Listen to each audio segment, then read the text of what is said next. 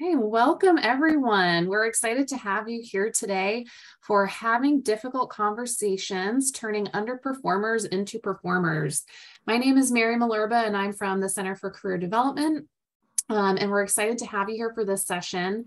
I just wanted to kick things off with a couple of housekeeping items before I turn things over to our presenters today.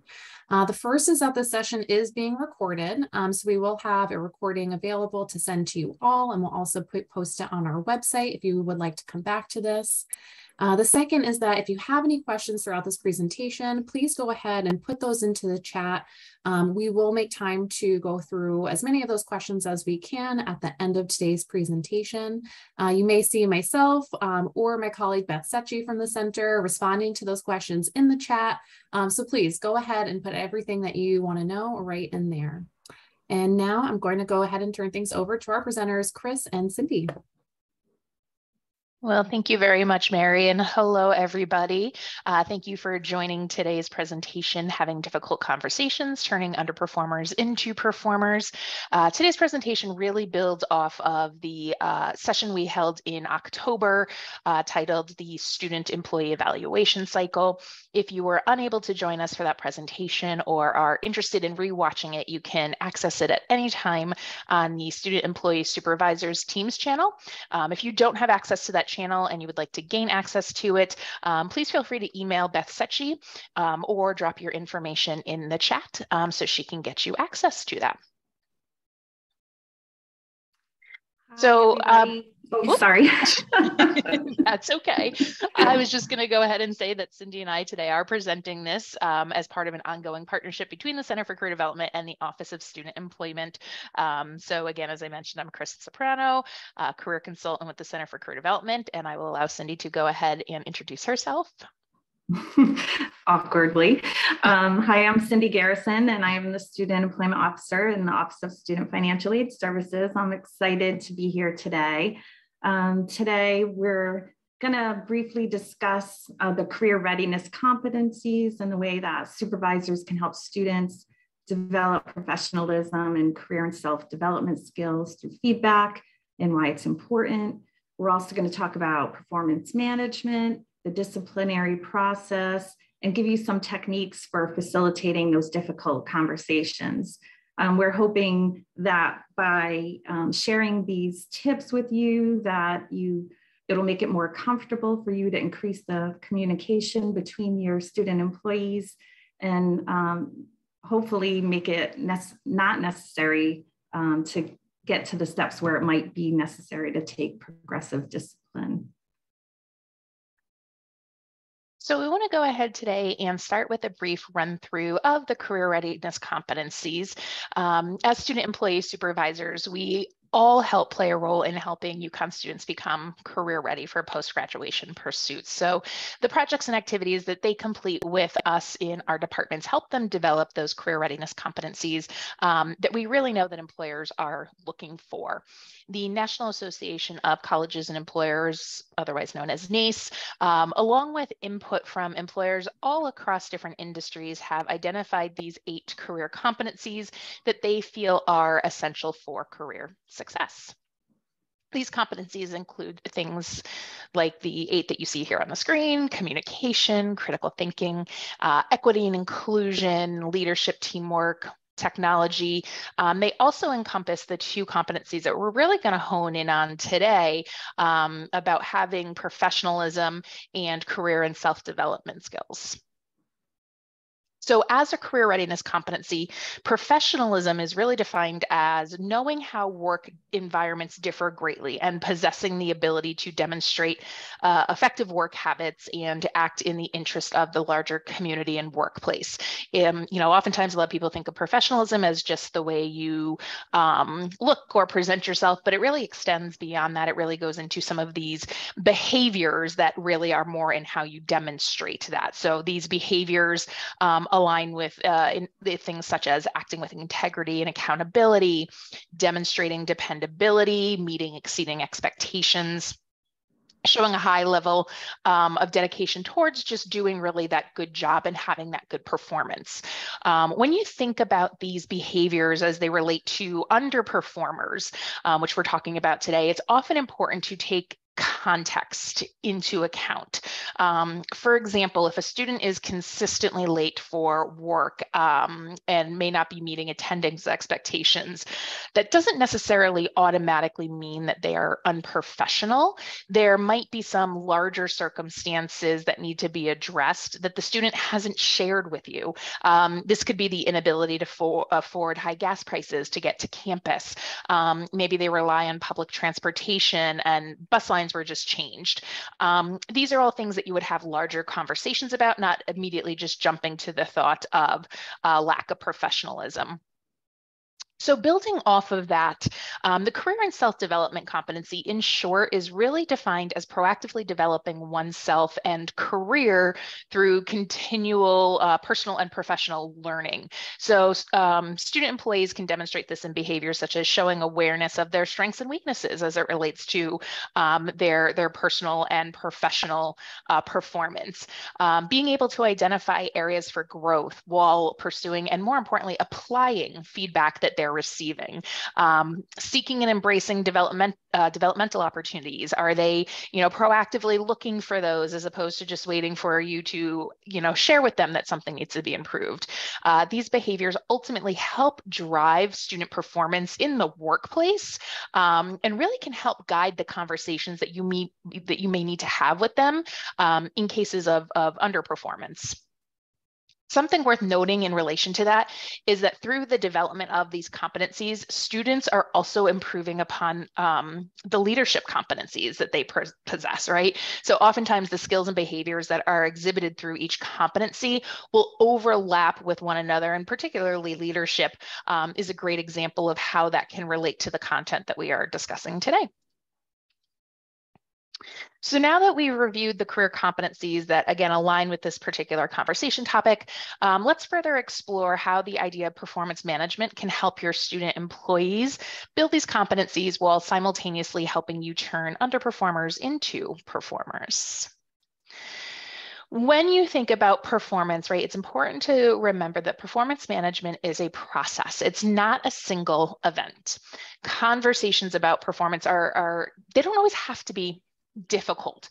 There are many positive and constructive conversations that you should really be having with your students, with your employees before reaching that ultimate difficult one, as we've coined that today. For example, conversations establishing clear and measurable performance expectations at the start of employment really allows students to understand why their work is important and the impact it plays to the overall department and or university. When students have an understanding of this, it really helps them feel more connected to the work that they are doing and will therefore most likely be more apt to show dedication to that work and accountability for it. Oftentimes, it's a lack of interest in one's work that they're performing, or in some cases, the inability to see the contributions that they're making to the bigger picture that leads to low performance. Helping students see the purpose of their work and can really help drive that engagement and increase the productivity, something that we've shared in an earlier presentation that we had a few months back. It's also important to maintain consistent lines of communication, as this can also be a driving factor in helping student employee performance. Providing timely and more specific feedback allows the student opportunities to more accurately assess those strengths and weaknesses that we talked about that are so essential in developing those career and self-development competencies. Students who receive this type of feedback are more likely to be driven to want to do more. That could be taking on new learning opportunities or seeking out assistance in ways that they can do better. This will also help open the door for the student to feel more comfortable approaching you when they feel their performance is lacking. And that can really be a great step in ultimately eliminating difficult conversations altogether. Allowing the student to come and talk to you rather than feeling that you always have to kind of be the one harping on them can really build that trust and performance. Also, when you think about performance evaluations, they are written, documented measurements of one's performance, and typically happen twice during the course of the year. These conversations can reaffirm positive performance, but it can also help to set specific course corrections and expectations if that performance is lacking a little bit. There may occasionally be times where disciplinary actions are required. This process should not be conveyed as a punishment, but more so as a chance to help the student learn how to overcome challenges related to performance. And that's something Cindy will talk about a little bit more in detail in the coming slides. So if you attended our presentation last month, you might recognize this. This slide builds off the topics that we just discussed and provides a full visual of what the student performance evaluation cycle looks like. At the start of employment, reviewing roles and responsibilities, outlining performance measurements, establishing communication preferences and styles. All of these can help to make sure you and your student employer are starting off with a mutual understanding of what is expected. As we just discussed, ongoing, timely, and specific feedback can help to build that trust in the relationship that exists between you and your student. Overall boosting morale and performance engagement, and making sure that conducting that formal mid-year evaluation will really be a great way for you and your employee to assess progress and performance to date, as well as evaluate the responsibilities discussed at the beginning of the year. The end of the year evaluation should really summarize the conversations that have had throughout the year, right? We've always said that in the past presentation that evaluations, content on an evaluation should never come as a surprise. So this is where you and your employee can discuss their eligibility for returning to their roles next year, if applicable, what some areas of improvement might be as they think about possibly returning as well. When it comes to performance-related conversations, there are considerations that you want to keep in mind, especially when they are related to student employees. So as supervisors, we should remember that student employees are always students first. Their primary focus while attending UConn should always be on their academics. So it's important that we understand there could be instances where their academic responsibilities or challenges unintentionally bleed into their work performance. This could be things like a heavy course load that they might be taking, maybe declining GPAs because they're having trouble with particular classes. Something we see a lot with students in our office is doubt regarding their major selection as it relates to post-graduation pursuits. The fear of no future career options based on their chosen major. Unexpected exams or tests, again, all things that could bleed into their performance, but it's important to also remember that these examples do not excuse poor performance, right? We walk that fine line of really being able to coach students and help them understand how to appropriately balance time and time management and varying, personal and professional responsibilities, but also, again, recognizing that they're students and essentially those other considerations that we talked about are their first priority. So again, really having those developmental conversations. Following academic priorities, students are family members second, and there could be familial pressures or challenges that they are facing that may consume their focus while at work. We as professional staff members have those same priorities that kind of sometimes bleed into our work. So it's important to remember that students also face these challenges as well. With students in particular, these pressures or challenges may come in the form of needing to provide financial assistance to their family.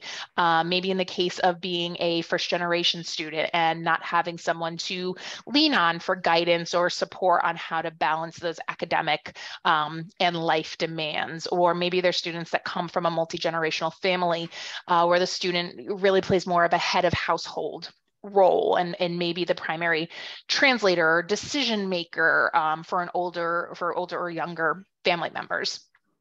There are also cultural differences we should take into consideration. For example, international students may be trying to navigate the nuances of US work standards versus those of their home country, or have difficulty understanding employment-related forms, technology, or slang that we are so accustomed to. Personal and mental health struggles are also issues that may impact employee performance.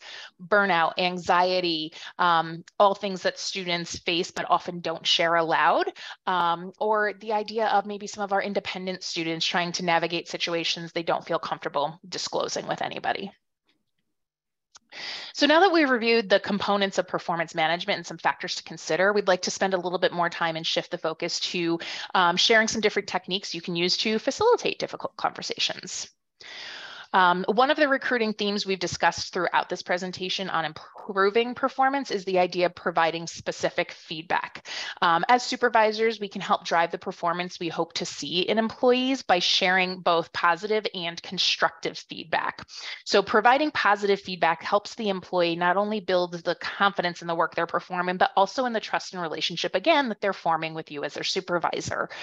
This in turn will motivate them to repeat those same positive performance actions over and over again until they naturally become part of their daily routine.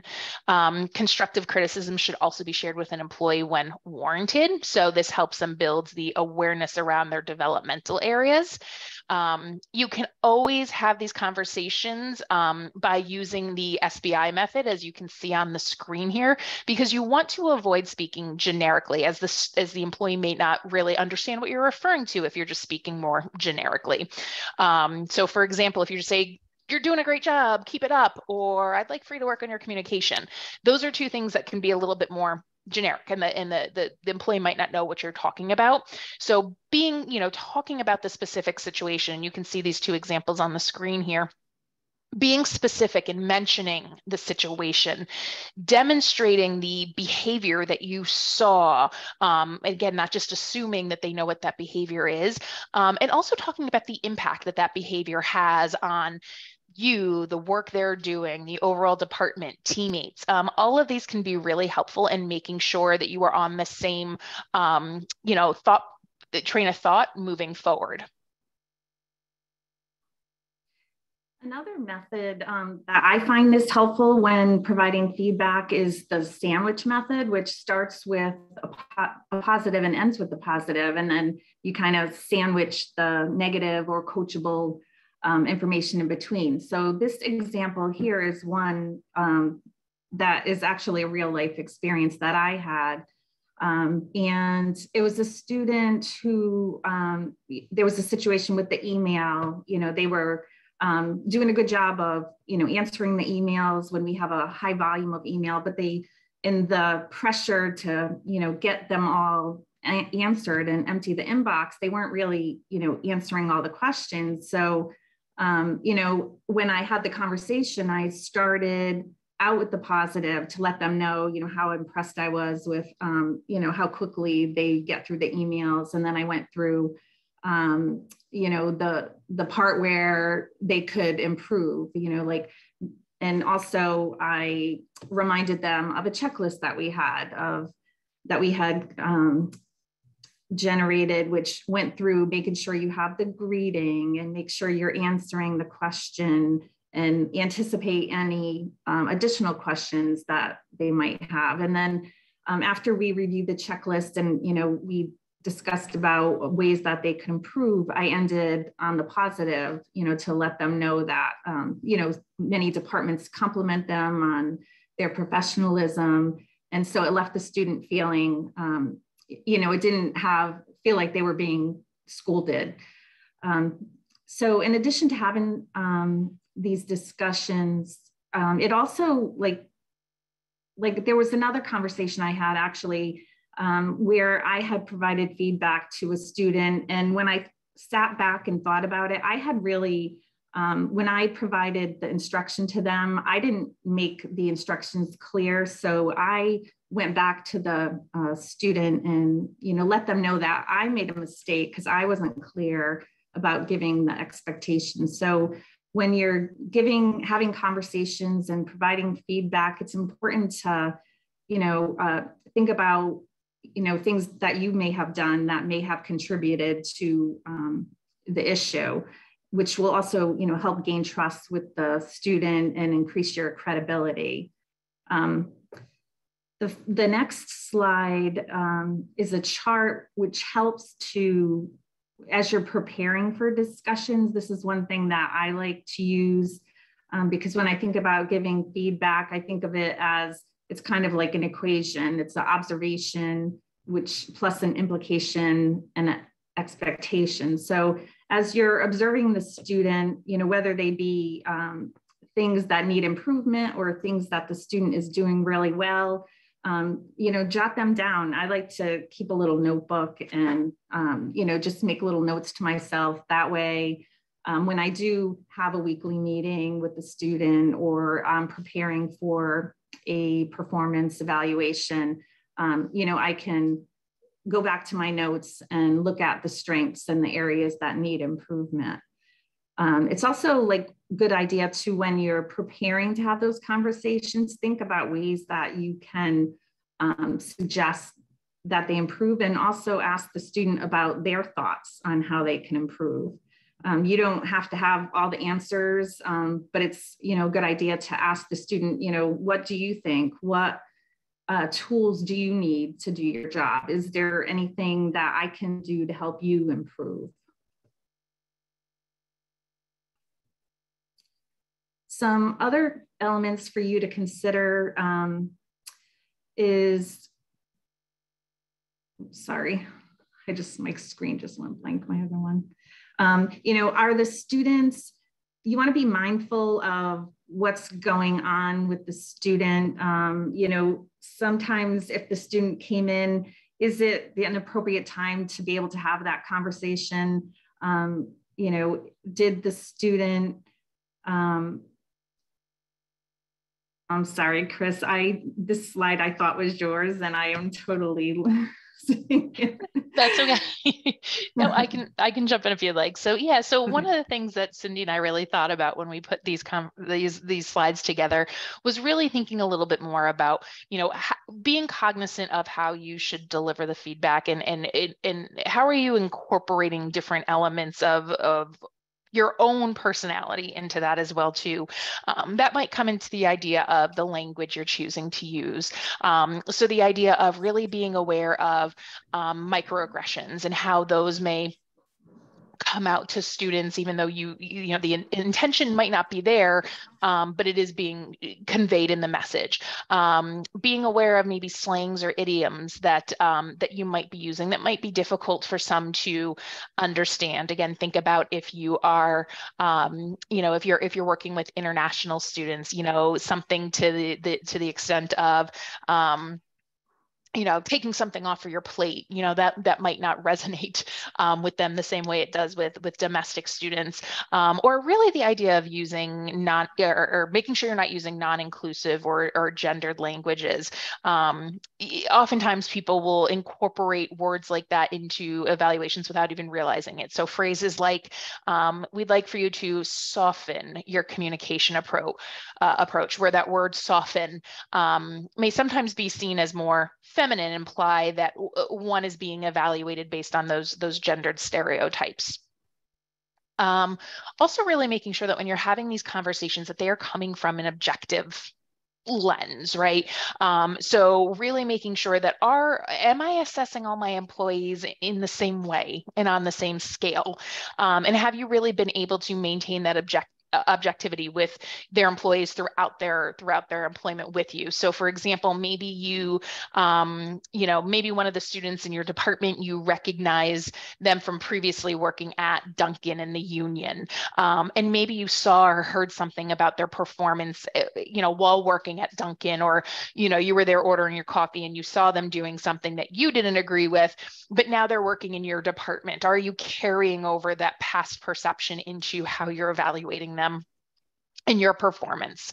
Also, depending upon the nature of the conversation, you sometimes might want to consider having an objective third party in the room with you as well, to ensure that both parties are really able to communicate effectively with each other and be heard by each other.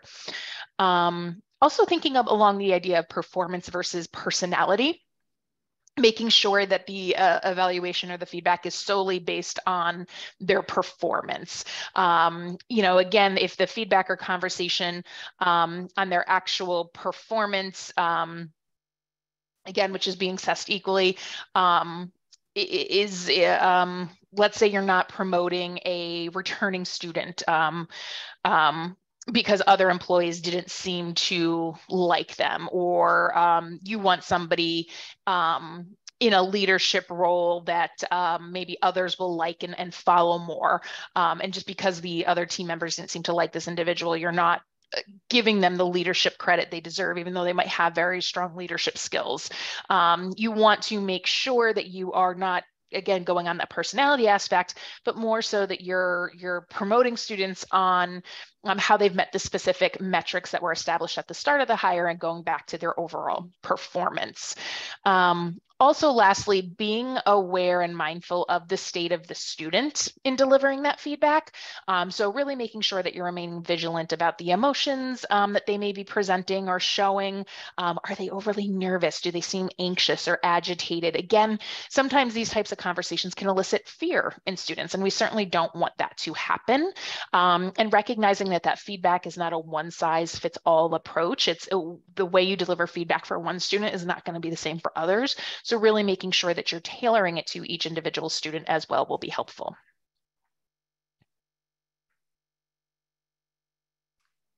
Okay, so sometimes even if you have established good expectations and you've been providing feedback, you've had conversations with the student, sometimes it does come to a point where there needs to be action taken as far as progressive discipline. So I'm going to go over the progressive disciplinary process that we have listed on the student employment website in the employment guide. And the purpose is, the intent of it is for counseling to bring attention to the performance issues and assist the employee in overcoming the problems so they can satisfy their job expectations. It really shouldn't be a punishment. And often, hopefully, if the steps are addressed early, then it is a great opportunity to, like we said, improve communication, reinforce the expectations, and even maybe generate enthusiasm about the student's job position. So these are the steps that are listed in the employment guide. In the employment guide, we don't actually list counseling as the first step. It's a verbal warning, but in my experience, sometimes I like to just counsel the student before going to a formal verbal warning. But before a student could be terminated, these are the steps that you would need to go through: the verbal warning, a written warning, and hopefully not go to termination, but occasionally that does happen. We have a document discussion form. It's that I recommend sometimes if you're having a counseling session or a verbal discussion with a student, but you don't necessarily need to have a formal form. We can share that on the Teams site. But even if you just have a conversation, make sure that if you don't document it on a form that you're putting in the file, just send a follow-up email to the student. That way the date is documented and recap your conversation. If there's no improvement after you've had the conversation with the student, sometimes it's necessary to do a formal written warning. The written warning should reference the dates that you had any discussions and what was discussed. And it really should just pertain to one issue. Like if you are writing a written warning and you haven't talked to a student about another issue, like say you had a verbal warning about attendance, but then when you're doing a written warning, you're also, throwing in some other issues in there. That's really not appropriate to add to the written warning. So we ask that you do send a copy of the warning, or if you do issue a termination, send it to student employment or to me so I can review it, just to make sure that you have, referenced the verbal warnings. And also sometimes when I look at it, I like to sometimes somebody else reading it can see, sometimes there's emotion put in the letter. So we want to make sure that, you stick to the facts and, you're not, escalating the situation by some language that you may be using in the letter. So we do also, as far as the termination goes, that the warning, can be an email, the written termination, that should be a formal letter. I do suggest that you have the students sign the written warnings when you issue the warnings to the students. We do have sample letters on our website in the forms and guides section. And if we don't have them up on the team site, we'll make sure that we post them or give them to the Center for Career Development so they can post those. Also, if, when you follow the progressive disciplinary steps, it makes it less likely that if the student, thought they were wrongfully terminated, that they would have, would be able to file a grievance. So on the next slide, I'm just going to go over the grievance process. So students, they're not part of a bargaining unit. So we have this process to give them, opportunity if they feel they were treated unfairly. There are some matters that are not considered grounds for, or they're not able to grieve. And those are listed right in the first section there. So if there was, if it's related to, sorry, my screen just froze again. If it's related to, job elimination or reduction or, budgetary reasons, or if a department, just decided not to renew their appointment, those things, they can't grieve if they received a written warning. But if they do contact my office to, learn about their rights, I usually try to first, I hear the students, the student explains the situation. If it's a situation where the supervisor didn't follow the progressive disciplinary steps, a lot of times we can resolve it informally. So I'll reach out to the supervisor and act as a mediator. That's the majority of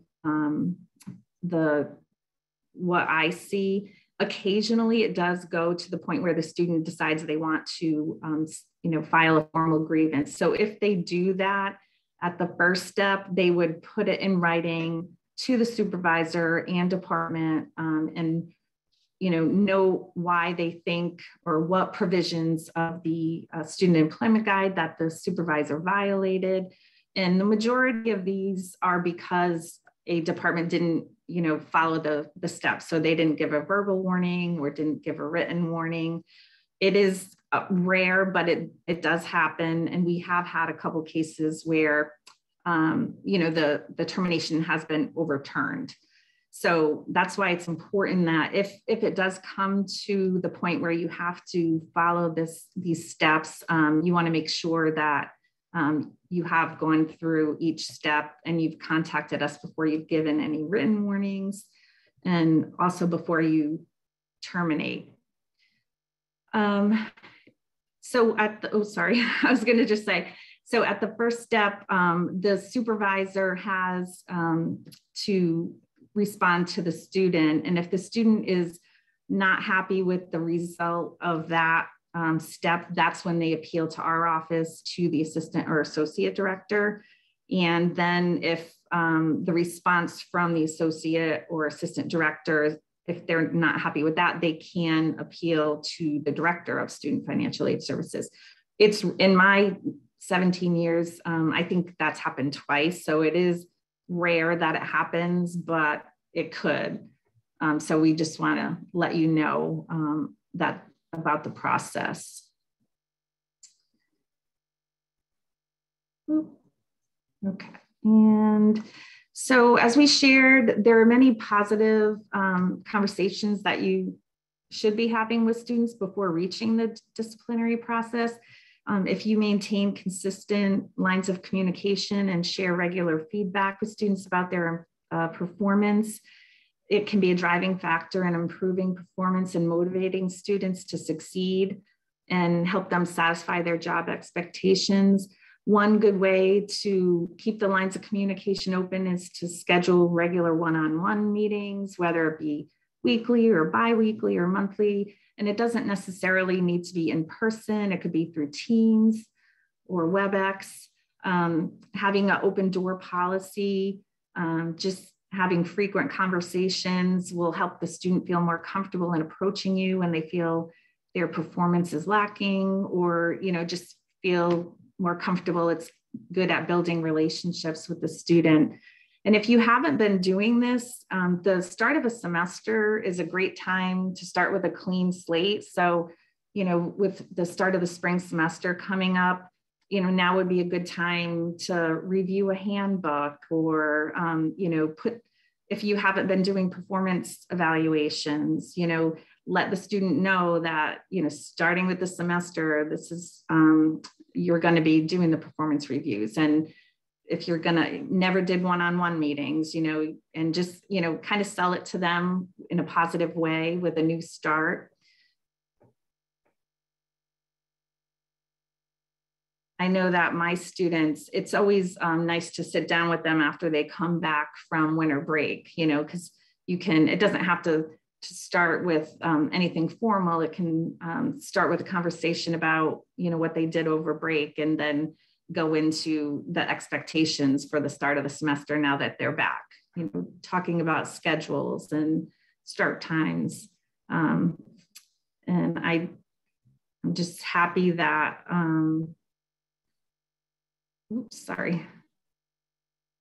Yeah, I always like to make it a positive experience for when they return. And I always find, especially towards the end of the semester, at the end of the fall semester, it's everybody's getting kind of burnt out. And sometimes, that's why I always look forward to the start of each semester. Yeah, agreed. And students definitely, I think, appreciate having us ask a little bit more about them as people too, and recognizing that we see them more beyond as just our employees, and that we recognize their humans and their students and their colleagues the same way they see us asking each other about, how our holidays went or our breaks went or whatnot. So this concludes our presentation for today, and we hope that you have found this information to be helpful.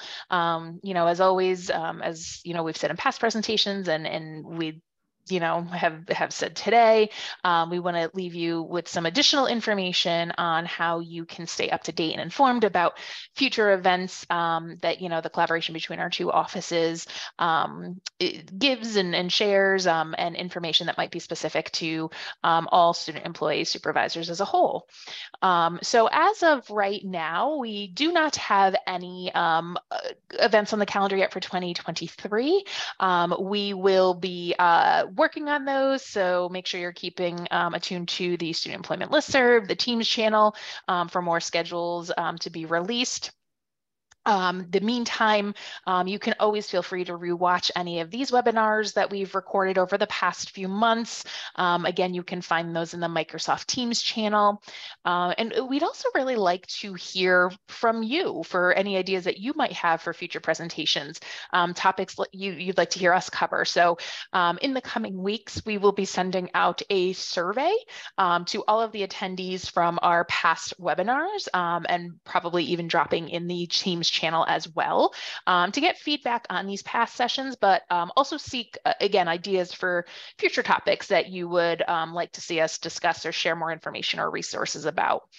In addition to the partnership with us, Student Employment Financial Aid Services has also been collaborating with Payroll, and they will be putting together presentations and best practices for questions related to items like timekeeping and the pay aspect of supervising student employees. So I'm sure Cindy will be sharing more information about that on the listserv and communicating that when appropriate.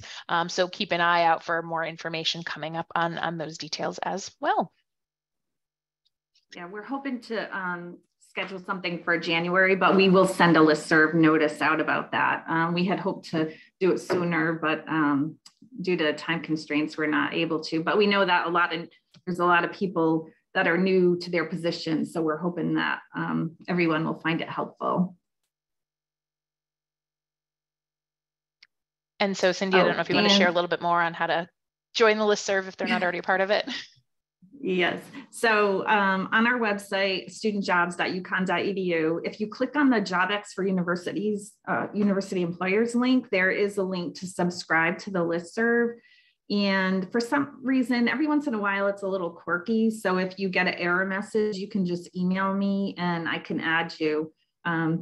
But we do send out the important reminders about payroll deadlines, work study dates. We forward important messages about the Career Champion program. Hopefully we'll get our newsletters going out again. But yeah, if you have any trouble subscribing, just let me know.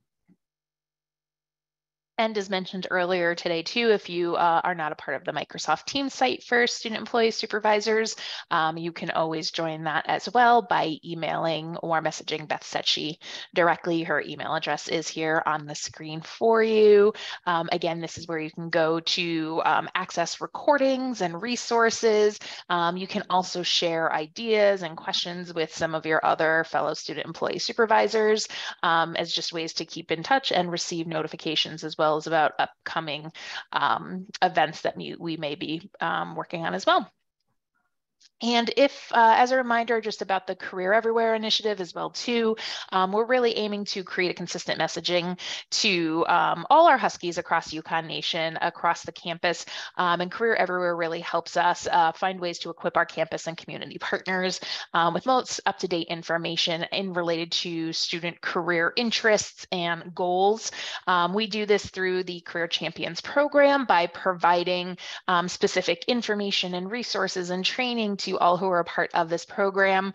There is a significant number of career modules that you can go in and access to watch, again, for more best practices in having conversations with students about their post-academic pursuits and goals. So if you are not already a career champion, we would encourage you to sign up for that. And I think before we get into questions, Mary, I think you are going to go ahead and start closing us out. Yeah, so before we go into any questions that you all have, which I'm not seeing any in the chat at the moment. So if anyone has a question, we do have another couple minutes. Please go ahead and put those in there. We'll try and cover as many as we can. But while we give it a few moments to see if there's any questions that come through, I wanted to let you all know that we do have the Center for Career Development Faculty and Staff survey that is currently out, and we are hoping for as much feedback as we can possibly get. So I'm going to put a link to that survey into the chat right now. And basically what we're hoping to do is collect some data to help us determine how we can continue to facilitate and enhance student success post-graduation. So a lot of our alumni have let us know that they've received helpful advice and information from faculty and staff. And so we'd love to learn from you.